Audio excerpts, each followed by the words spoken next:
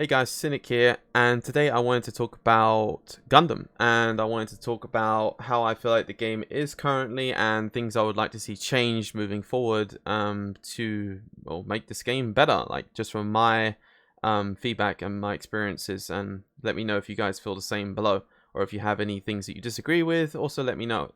This is just an open topic about my feedback. This is not an attack on the devs, this is not an attack on the game. I'm just getting kind of frustrated with these certain aspects of the game, which is kind of stopping me from playing as much as I would like. So my talking points will be ranked, and that ties into like the stacks, free-to-play aspects, team size, the EU region issue, balance in terms of XCR and Zaku Melee, as well as some other aspects, and also the player base. So right now, the main elephant in the room, other than Exia and Zaku Melee, is the rank system. So currently, you can 6-stack from Bronze all the way to New Type. And I think that is one huge issue. Now, the reason being that is an issue is because these 6-stacks that are Diamond or that have prior experience in other games, again, it's not their fault. They want to play with friends. If they want to stack, that's that. But I feel like there should be something that the devs should be doing on their end to prevent these things from happening. Whether that be insanely long queues, whether that be that they restrict who can queue, how many people can queue within a group within a certain rank, like Overwatch, for example. I'll use an example of myself versus a game that I had not too long ago, which was I was stacking with 3 diamonds, 3 plats. I was one of those plats, and we waited 7 minutes or something for a game. And we got into a game, and we got a full silver stack and 1 gold.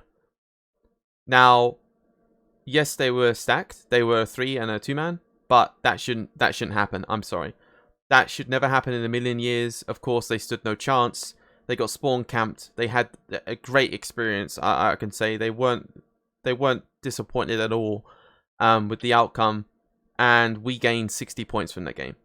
60 points from a silver lobby. Now, yes, that benefited me, but ultimately that's not going to benefit the game. There needs to be some form of greater restriction when it comes to ranked, when it comes to higher ranks. Casual, do what you want. That's whatever. Casual's casual. But I feel like that is an issue. Because right now it's just a lot of people that are trying to solo queue or trying to duo queue that are not quite high rank, that wait in queue for a few minutes and they get put into these stacked lobbies. And I know they put out this whole post about, hey, you shouldn't be able to get stacks, or this is a percentage of getting stacks, but from my experience of playing this game, I'm level 68, I'm 5,600 skill rating. I can promise you that that is happening a lot more than we were told that would happen. Not saying that they're lying, but it's a lot common than what I am being shown, and I think that's just due to the player base and how many people are playing ranked. So my second point would be free-to-play aspects. Right now, I think it's currently only possible that you can unlock 1 character for free with the amount of points that you get from the Battle Pass and the daily missions. I think you can maybe squeeze 2. But that to me is kind of really pretty bad. I feel like there should be other ways that they can earn characters, whether that be once you get to a certain level, you get to unlock a free character. Like, like in Valorant, when you get that free character when you hit level 5, I think it is. Like a character token once you hit certain level thresholds. Give us more rewards for levels. Give us points for levels. Give us character unlocks for levels. Like something that incentivizes us to grind outside of the Battle Pass. Because once you've done the Battle Pass, if you're not a ranked player, the only thing you're really playing for is just because you enjoy the game, right? There's nothing else incentivizing you to do so.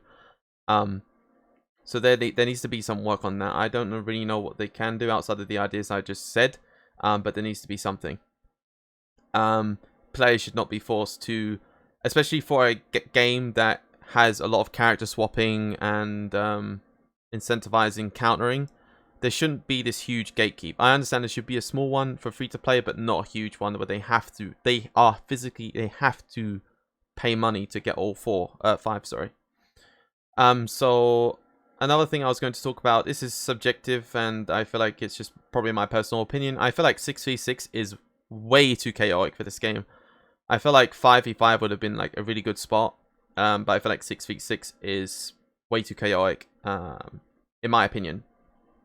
One thing I wanted to talk about was EU regions. So I'm from EU, and I have played this game since the launch, and I have yet to play a EU ranked game. And there has been no communication about what's going on with it. I've asked multiple times on Twitter. Obviously, I'm just a random. They're not going to really respond to me, but I would expect, like, you know, something to come out from the devs.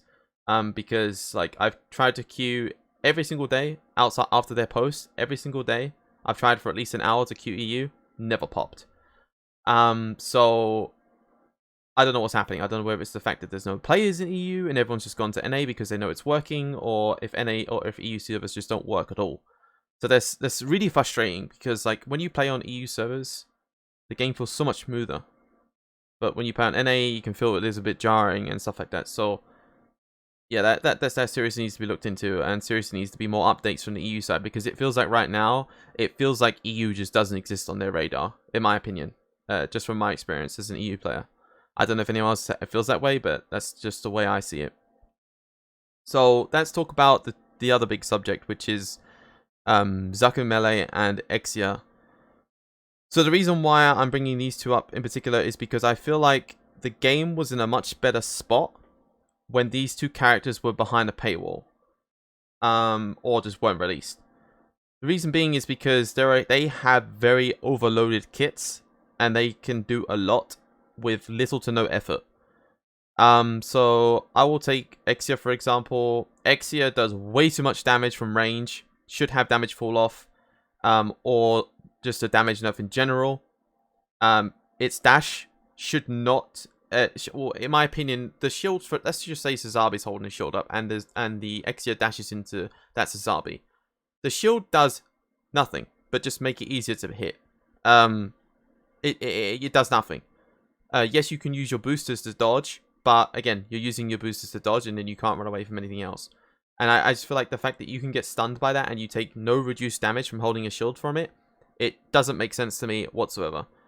That and the fact that Sazabi can actually get near enough one shot. I think Exia's full combo does like 1,300 damage, something along those lines, and obviously Sazabi has 1,400. Sazabi's HP pool in a 1v1 versus Exia, it doesn't feel like it's anything, because Exia's hitbox is very small and Exia's mobility is very, very high in comparison to Sazabi. So unless the Exia screws up, or the Sazabi just gets very lucky with the the buckshot, it's very unlikely that the Exia will lose the 1v1 if the Exia has some form of brain cells. And the same with Zaku Melee. Zaku Melee has a very overloaded kit. I feel like if you just nerfed its ultimate duration, I feel like Zaku Melee would be in a lot better spot. I think the problem here is Exia over Zaku Melee. I just wanted to bring up Zaku Melee's ultimate as a balance tuning. That lasts way too long. But I think the rest of it is fine. He has some mechanics behind him which empower him based off who shoots him, and if people shoot him, then obviously he's going to be very strong. I think that's just a skill diff. So I think Exia is the overall problem with the balance. And I feel like that character needs some serious looking into in multiple areas, not just, oh, nerf the range or add some damage fall off or something along those lines. In terms of player base, obviously we've seen it dwindle quite heavily recently.